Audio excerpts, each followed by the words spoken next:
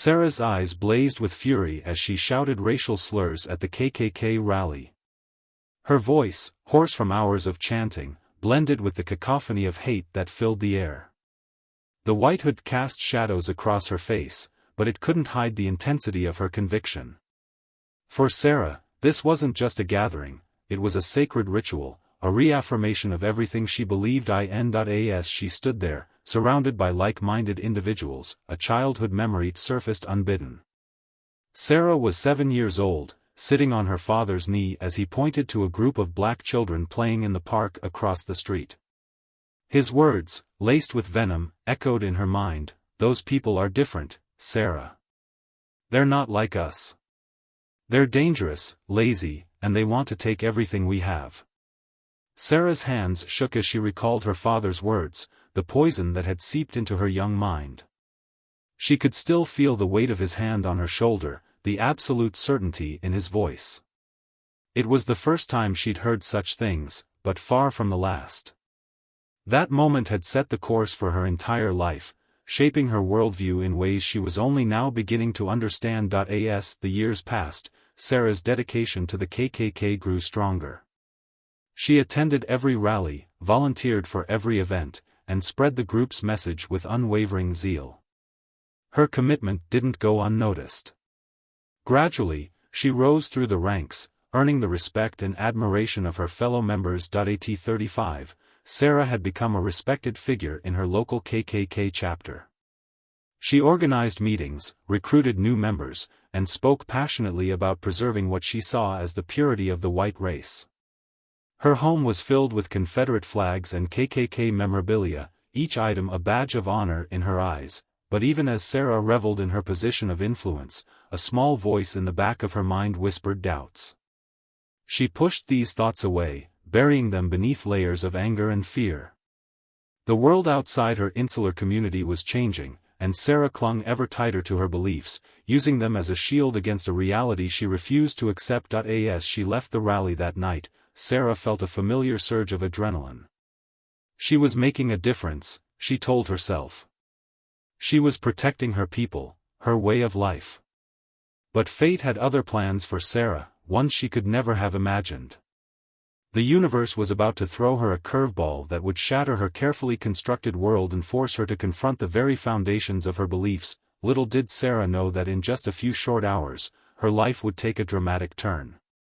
The hatred that had defined her existence for so long was about to collide head-on with a reality she was wholly unprepared for. As she drove home, her mind still buzzing with the energy of the rally, Sarah had no idea that she was speeding towards a moment that would challenge everything she thought she knew about herself and the world around her. Sarah's chest tightened as she climbed the stairs to her apartment. Her breath came in short, ragged gasps, each step more difficult than the last. She paused, leaning against the wall, her hand pressed to her sternum. This wasn't just fatigue from the rally. Something was wrong, the pain intensified, radiating down her left arm. Sarah fumbled for her keys, her vision blurring as she struggled to fit them into the lock. Her heart raced, pounding against her ribcage like a caged animal fighting for freedom. She stumbled inside, collapsing onto the couch as a wave of nausea washed over her. Sarah's mind reeled, unable to process what was happening. This couldn't be a heart attack. She was too young, too healthy. But as the pressure in her chest increased, a cold fear gripped her. She reached for her phone, her fingers trembling as she dialed 911. The operator's voice sounded distant, muffled. Sarah tried to explain, but her words came out slurred and disjointed. The room spun around her, dark spots dancing at the edges of her vision. She felt herself sliding off the couch, her body no longer under her control. As Sarah's world faded to black, she heard the faint wail of sirens in the distance. Her last conscious thought was a bitter irony. After years of hatred, would this be how it all ended? In the ambulance, Sarah drifted in and out of consciousness. Fragments of conversation reached her through the haze of pain and confusion. Possible myocardial infarction. ST segment elevation. Need to get her to the cath lab stat. The words meant nothing to her, but the urgency in the paramedics' voices sent a chill through her body. Bright lights assaulted her eyes as she was wheeled into the emergency room. Faces hovered above her, their features blurring together. Sarah felt a sharp prick in her arm, then a rush of cold as medication flooded her system. The ceiling tiles blended into a continuous stream as she was rushed down a corridor. In the operating room, a team of doctors and nurses worked frantically to save Sarah's life. Her chest was cut open, exposing her damaged heart. As the surgeon's skilled hands worked to repair the blocked artery, Sarah hovered between life and death, unaware of the diverse team fighting for her survival. Hours passed in a timeless void. Slowly, the anesthesia began to wear off. Sarah's eyes fluttered open, her vision gradually coming into focus. The harsh fluorescent lights of the recovery room stung her eyes. She blinked, trying to make sense of her surroundings. As the fog of anesthesia lifted, Sarah became aware of a presence beside her bed. She turned her head, wincing at the movement. Her gaze fell upon a face she never expected to see, a young black woman in a white coat, checking her vitals with gentle efficiency. Sarah's mind reeled, unable to reconcile this reality with the world she thought she knew. As consciousness fully returned, she realized she was about to face a truth far more challenging than any physical recovery, a truth that would shatter the very foundations of her existence. As Sarah's vision cleared, she found herself staring into the warm brown eyes of Dr. Amara Johnson. The young black woman's gentle smile sent shockwaves through Sarah's system. Her heart rate spiked, the steady beep of the monitor suddenly frantic. This couldn't be happening. Not here, not now. Dr. Johnson's voice was soft, professional. Ms. Thompson, I'm Dr. Johnson. How are you feeling? Sarah's mouth went dry, her tongue stuck to the roof of her mouth. She couldn't form words, couldn't process the reality before her. The doctor continued, seemingly oblivious to Sarah's internal turmoil. You've undergone an emergency angioplasty. We were able to clear the blockage in your coronary artery. Her fingers moved deftly, checking Sarah's vitals with practiced ease. Sarah's mind reeled. The hands touching her, saving her life, belonged to someone she'd spent years despising. The cognitive dissonance was overwhelming. She'd marched in rallies, spewed hatred, and now she owed her life to a black woman. Dr. Johnson's brow furrowed slightly as she noted Sarah's elevated heart rate. Try to relax, Ms. Thompson. Your body's been through a lot. She adjusted the foredrip, her movements careful and precise. Sarah's eyes darted around the room, looking anywhere but at Dr. Johnson. The walls seemed to close in, suffocating her with the weight of her contradictory emotions. Gratitude warred with ingrained prejudice, leaving her dizzy and nauseous. As Dr. Johnson explained the details of the procedure, Sarah found herself fixating on the doctor's hands. Those hands had been inside her chest, repairing her damaged heart. The same heart that had been filled with so much hate. The silence stretched between them, thick and uncomfortable. Sarah's usual vitriol died on her lips. How could she hurl racial slurs at the woman who'd just saved her life? The cognitive dissonance left her mute, trapped in a prison of her own making. Dr. Johnson finished her examination, seemingly unaware of the storm raging in Sarah's mind. You'll need to stay here for a few days while we monitor your recovery. Is there anyone you'd like us to call? Sarah shook her head mutely. Who would she call? Her KKK associates? The thought made her stomach churn. As Dr. Johnson left the room, Sarah was left alone with her thoughts. The steady beep of the heart monitor reminded her of her vulnerability, of how close she'd come to death. And who had pulled her back from the brink? The very person she'd been taught to hate. The days that followed were a blur of tests, medications, and internal conflict. Sarah found herself watching Dr. Johnson closely, searching for any sign of incompetence or malice. But she found none. Only kindness, professionalism, and an unwavering dedication to her patients. With each passing day, hairline cracks appeared in Sarah's worldview. She caught herself smiling at Dr. Johnson's jokes, relaxing under her gentle care. The cognitive dissonance remained, but something else was growing alongside it. A seed of doubt, planted in fertile ground. As Sarah prepared for discharge, she realized her life would never be the same. The hatred that had defined her for so long now felt hollow, unsustainable. She didn't know what the future held, but she knew one thing for certain: her journey was far from over. Sarah's journey was indeed far from over. As she settled into her hospital bed, she found herself fixating on Dr. Johnson's hands. Those same hands that had saved her life now carefully changed her bandages.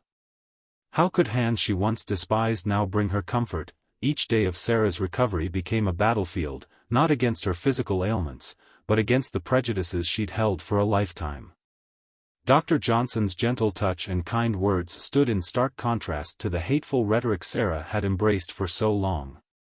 The cognitive dissonance left her reeling, unable to reconcile her long-held beliefs with the reality before her. One afternoon, as Sarah lay in her bed, she overheard Dr. Johnson speaking to another patient's family in the hallway.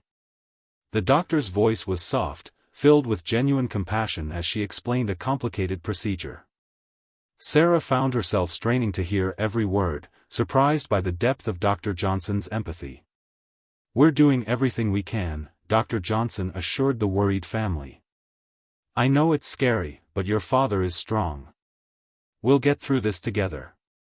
Sarah's breath caught in her throat. She'd never imagined a black person speaking with such warmth, such intelligence.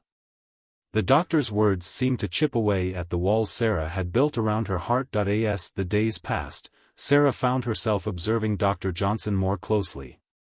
She noticed the way the young doctor's brow furrowed in concentration as she reviewed charts, the gentleness in her touch as she examined patients, the easy smile she shared with her colleagues. Each interaction slowly eroded Sarah's certainty in her racist beliefs. One morning, as Dr. Johnson changed Sarah's bandages, she cracked a joke about hospital food. To Sarah's surprise, a small chuckle escaped her lips. The sound startled her, and she quickly clamped her mouth shut. But the damage was done. For a brief moment, Sarah had seen Dr. Johnson not as a black woman, but simply as a skilled physician with a good sense of humor. The walls Sarah had spent a lifetime building began to crumble. She found herself questioning everything she thought she knew. The hatred that had defined her for so long felt hollow in the face of Dr. Johnson's unwavering kindness and professionalism. As Sarah's physical wounds healed, new wounds opened in her psyche. The cognitive dissonance became almost unbearable. How could she reconcile the compassionate, intelligent Dr. Johnson with the stereotypes she'd clung to for years? The foundation of her beliefs shook, threatening to collapse entirely. One night, as Sarah lay awake grappling with her conflicting emotions, she realized a fundamental truth: her recovery wasn't just about healing her heart. It was about healing her soul. The road ahead would be long and painful, filled with self-reflection and hard truths. But as she drifted off to sleep, Sarah felt something she hadn't experienced in years: hope. The sudden commotion in the hallway jolted Sarah from her thoughts. Raised voices echoed through the corridor, growing louder with each passing second. Sarah's heart rate quickened as she strained to make out the words. "Get your hands off me. I don't want no black doctor touching me." The hateful words hit Sarah like a punch to the gut. She recognized the venom in that voice, the same poison she had spewed countless times before. But now, hearing it directed at Dr. Johnson, something unexpected stirred within her. Sarah's hands clenched into fists, her nails digging into her palms. The familiar anger rose in her chest, but this time it wasn't aimed at Dr. Johnson. Instead, she felt a surge of rage towards the unseen patient hurling abuse at the doctor who had saved her life. "You people don't belong here. Go back where you came from." Each word felt like a knife twisting in Sarah's chest. She closed her eyes, shame washing over her as she remembered uttering those very same phrases at rallies and meetings. The words that once filled her with righteous fury now made her stomach churn. Sarah's mind raced, grappling with the conflicting emotions tearing her apart. How could she reconcile the kind, skilled Dr. Johnson with the stereotypes she had clung to for so long? The cognitive dissonance threatened to overwhelm her. As the shouting intensified, Sarah found herself doing something she never thought possible. She pressed the call button, her finger trembling as she waited for a response. When the nurse arrived, Sarah's voice shook as she spoke. "There's a patient out there yelling at Dr. Johnson. It's not right. Can't someone stop it?" The nurse's eyes widened in surprise, but she nodded and hurried out. Sarah listened intently, her breath caught in her throat as she waited for the confrontation to end. Minutes later, she heard Dr. Johnson's calm voice outside her door. "It's all right. I'm fine. Let's just focus on providing the best care for all our patients." Sarah's chest tightened. Even in the face of such hatred, Dr. Johnson remained professional and compassionate. It was a stark contrast to the anger and resentment Sarah had harbored for so long. As Dr. Johnson entered the room for her usual checkup, Sarah found herself unable to meet the doctor's eyes. The shame was overwhelming, threatening to suffocate her. "Dr. Johnson," Sarah began, her voice barely above a whisper. "I'm sorry. What that patient said, it was wrong." Dr. Johnson paused, studying Sarah's face. "Thank you for saying that, Ms. Thompson. It means a lot." In that moment, as Sarah looked up and saw the genuine appreciation in Dr. Johnson's eyes, she realized she could never go back to who she was. The hatred that had defined her for so long crumbled, leaving behind a void she knew she'd have to fill with something new, something better. The road ahead would be long and challenging, but Sarah knew with certainty that her life had changed irrevocably. The turning point had come, and there was no going back. Sarah's hands trembled as she dialed the number for the local anti-racism group. Her heart pounded in her chest, each ring on the other end sending a jolt of anxiety through her body. When a warm voice answered, Sarah found herself at a loss for words. How could she explain who she was, what she had done, and why she was calling? I need help," she finally managed, her voice barely above a whisper. "I want to change." The woman on the other end listened patiently as Sarah stumbled through her story. To Sarah's surprise, there was no judgment in the woman's voice, only understanding and a gentle encouragement that brought tears to Sarah's eyes. As she hung up the phone, Sarah felt a mix of relief and terror. She had taken the first step, but the path ahead seemed impossibly steep. How could she undo a lifetime of hatred? The backlash from her former KKK associates came swiftly and brutally. Angry phone calls flooded her answering machine. Hateful messages appeared on her social media accounts. One night, Sarah came home to find her front door spray-painted with racial slurs. She stood there, staring at the ugly words, feeling the weight of her past pressing down on her. Despite the fear and doubt gnawing at her, Sarah pushed forward. She attended her first diversity workshop, her stomach in knots as she entered the community center. The room fell silent as she introduced herself, her voice shaking as she admitted her past affiliations. She braced herself for the anger and rejection she felt she deserved. Instead, she found something unexpected: compassion. The other participants listened to her story with open minds and hearts. They shared their own experiences, their pain, their hopes for a better future. Sarah left the workshop with her head spinning, overwhelmed by the complexity of the issues she had once viewed in simple black and white. The process of unlearning a lifetime of racist beliefs proved to be a daily struggle. Sarah caught herself falling into old thought patterns, reflexively tensing up around people of color. She fought against these ingrained reactions, forcing herself to question every assumption, every stereotype she had internalized. Some days, the guilt threatened to consume her. How could she ever make amends for the harm she had caused? In her darkest moments, Sarah wondered if she deserved forgiveness at all. It was during one of these low points that Sarah received an unexpected visitor at the hospital. Dr. Johnson knocked softly on her door, a gentle smile on her face. "I heard you've been making some big changes," she said, pulling up a chair beside Sarah's bed. Sarah's eyes filled with tears as she confessed her struggles, her fears, her deep sense of shame. Dr. Johnson listened quietly, her presence a steadying force in the storm of Sarah's emotions. "Change is never easy," Dr. Johnson said when Sarah had finished. "But recognizing the need for change is the first, most important step. You're on the right path, Sarah. Don't give up." As Sarah prepared to leave the hospital, she felt a mix of hope and trepidation. The world outside seemed both familiar and utterly foreign. She knew her journey was far from over, that there would be more challenges, more painful self-reflection ahead, but as she stepped out into the sunlight, Sarah felt something she hadn't experienced in years, a sense of possibility. The road ahead was long and uncertain, but for the first time in her life, Sarah felt she was walking towards something, rather than against it. Sarah's voice quavered as she stood before the small gathering at the community center. Her hands trembled, gripping the edges of the podium. The faces before her, a mix of curiosity, skepticism, and hope, blurred into a sea of expectation. She took a deep breath, steadying herself. "My name is Sarah Thompson," she began, her words barely above a whisper. "And until recently, I was a member of the Ku Klux Klan."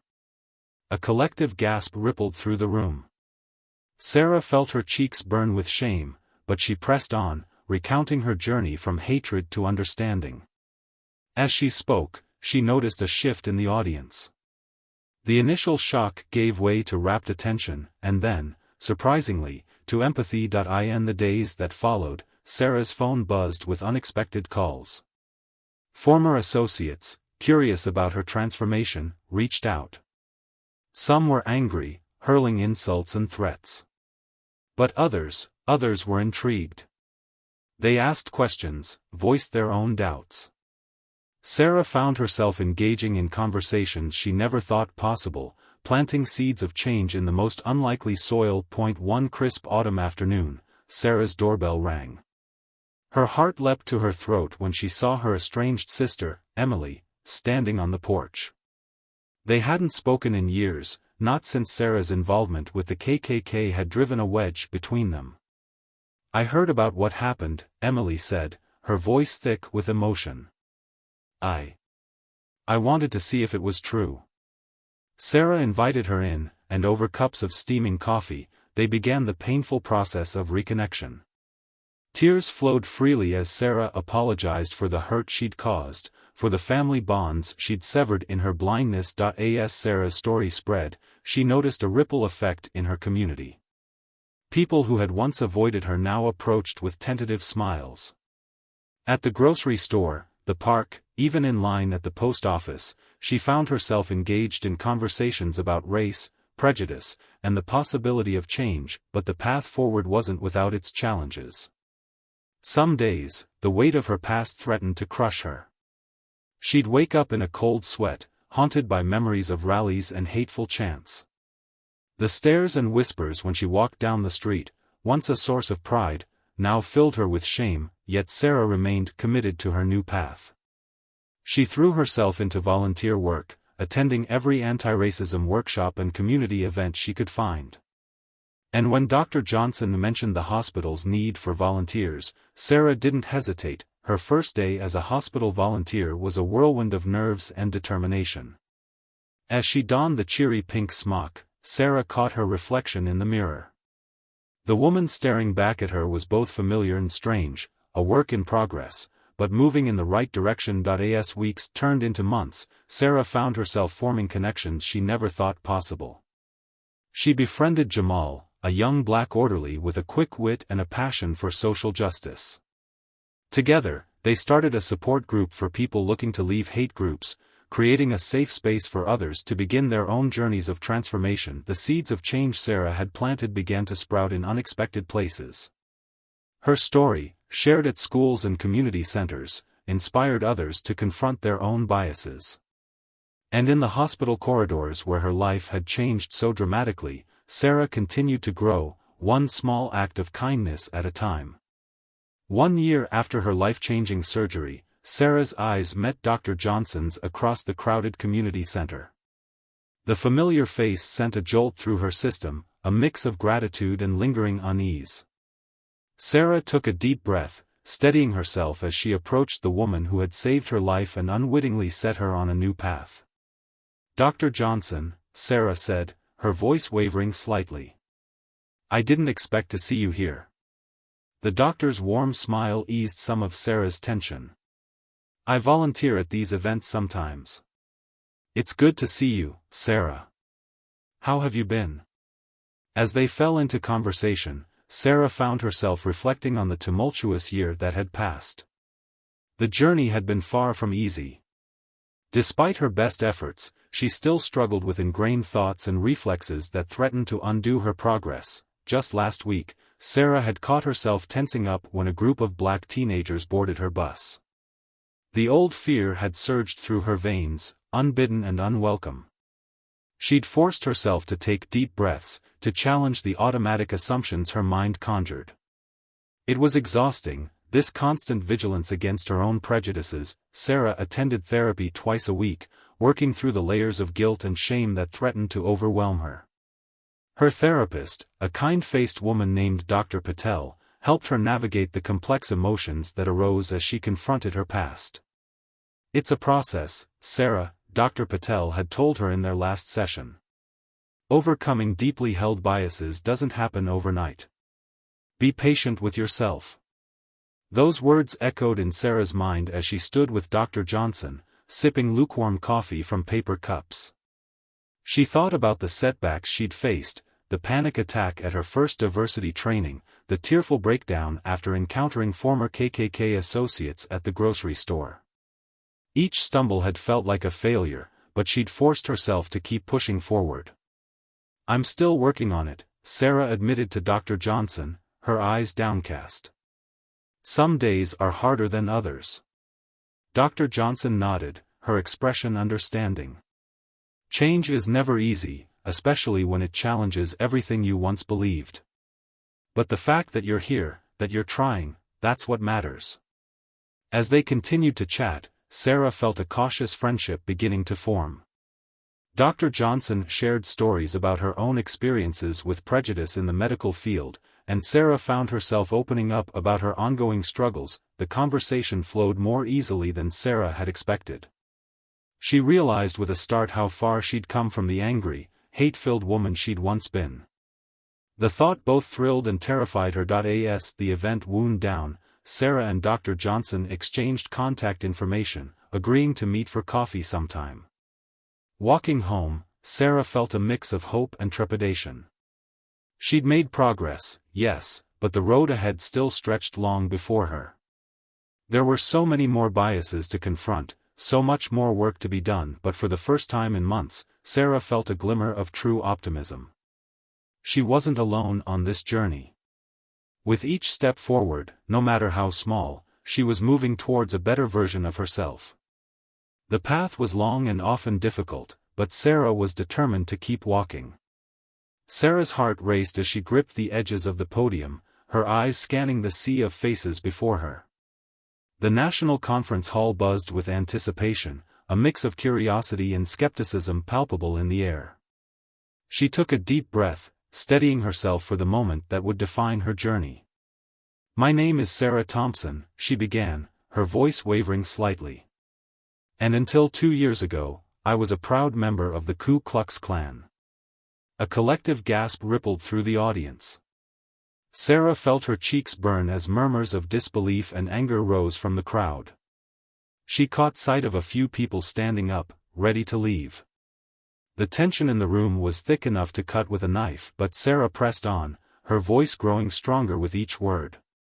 She recounted her life of hatred, the surgery that changed everything, and the long, painful process of unlearning her prejudices. As she spoke, she noticed a shift in the audience. The initial hostility gave way to rapt attention. "I stand before you today not as a hero," Sarah said, her eyes glistening with unshed tears, "but as living proof that change is possible, even for those who seem beyond redemption." She shared the struggles she faced, the backlash from former associates, and the overwhelming guilt that threatened to consume her. But she also spoke of hope, of the unexpected kindness she encountered on her journey. As Sarah's story unfolded, she saw something remarkable happen. People who had been ready to walk out were now leaning forward in their seats. She caught sight of a young man wiping his eyes, and an older woman nodding in understanding. "My transformation isn't just about me," Sarah continued, her voice now steady and clear. "It's about the power we all have to confront our biases and choose a different path." She spoke of the ripple effect her story had created in her community, how it had inspired others to question their own prejudices. Sarah's words seemed to penetrate the hearts of those listening, breaking down walls of indifference and defensiveness. As she concluded her speech, a heavy silence fell over the room. For a moment, Sarah feared she had failed to connect. But then, slowly, applause began to build. It started with a few hesitant claps and grew into a thunderous ovation. In the days that followed, Sarah's inbox overflowed with messages from people inspired by her story. Some shared their own struggles with prejudice, while others asked how they could start their own journey of change. Overwhelmed by the response, Sarah realized her work was far from over.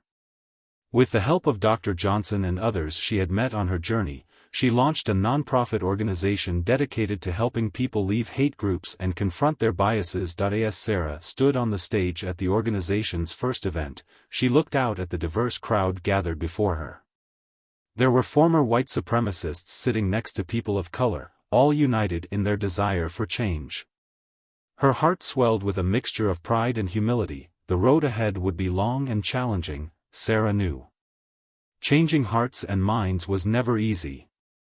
But as she saw the hope shining in the eyes of those around her, Sarah felt a surge of determination.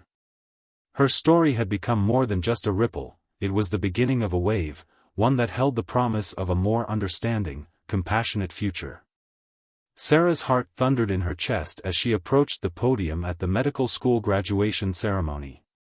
5 years had passed since her life-altering surgery, yet the weight of her past pressed heavily on her shoulders. She scanned the sea of eager faces before her, a diverse tapestry of future doctors, their eyes filled with hope and anticipation. The irony wasn't lost on her. Once a symbol of hatred, she now stood before them as a testament to the power of change. As Sarah began to speak, her voice trembled slightly. She recounted her journey from KKK member to advocate for equality, emphasizing the pivotal role Dr. Johnson had played in her transformation. The audience listened in stunned silence, their expressions a mix of shock, disbelief, and growing admiration. "I stand before you today not just as a reformed racist," Sarah said, her voice growing stronger with each word, but as living proof of the profound impact compassionate healthcare can have on a person's life. She paused, allowing her words to sink in. "Dr. Johnson didn't just save my physical heart, she opened my eyes to the humanity in everyone, regardless of skin color." Sarah delved into the research she had done since her transformation, highlighting studies that showed improved patient outcomes when healthcare providers reflected the diversity of their communities. She spoke of reduced health disparities, increased patient trust, and better communication in diverse healthcare settings. "As you embark on your medical careers," Sarah continued, her gaze sweeping across the auditorium, "I challenge you to confront your own biases. They may be subtle, ingrained by years of societal influence, but they exist in all of us." She shared examples from her own ongoing journey, the moments of discomfort and self-reflection that had become a daily part of her life. The tension in the room was palpable as Sarah addressed the elephant in the room, systemic racism in healthcare. She didn't shy away from the uncomfortable truths, urging the graduates to be part of the solution. "Your patients will come from all walks of life," she said, her voice filled with emotion. "They will trust you with their lives. Honor that trust by seeing them, truly seeing them, beyond the color of their skin." As Sarah concluded her speech, a heavy silence fell over the auditorium. For a moment, she feared her words had fallen on deaf ears. Then, slowly, applause began to build. It started with a few hesitant claps and grew into a thunderous standing ovation. Sarah's eyes welled with tears as she spotted Dr. Johnson in the front row, beaming with pride. After the ceremony, Sarah made her way through the crowd to Dr. Johnson. The two women embraced, their journey coming full circle in that moment. "I never imagined this day," Sarah whispered, her voice thick with emotion. Dr. Johnson squeezed her hand, her eyes glistening. "You did the hard work, Sarah. You chose to change." As they stood there, surrounded by the next generation of medical professionals, both women reflected on the unexpected path that had brought them together. It was a testament to the power of compassion, the possibility of redemption, and the profound impact one person could have on another's life. In that moment, surrounded by hope for the future, Sarah knew that her journey, their journey, was far from over. Sarah's journey from hatred to understanding serves as a powerful testament to the human capacity for change. Her story reminds us that even the deepest prejudices can be overcome through personal connection and honest self-reflection. As she stood before the medical school graduates, Sarah embodied the transformative power of empathy and compassion. The path forward isn't easy, but it's necessary. Each of us must confront our own biases, however uncomfortable that process may be. We must challenge ourselves to see beyond stereotypes and recognize the humanity in every individual we encounter. Only then can we hope to create a truly just and equal society. As Dr. Martin Luther King Jr. once said, "Darkness cannot drive out darkness, only light can do that. Hate cannot drive out hate, only love can do that." Sarah's story illuminates this truth, showing us that love and understanding have the power to overcome even the deepest-rooted hatred. Her journey continues, as does ours, in the ongoing struggle for a more compassionate world.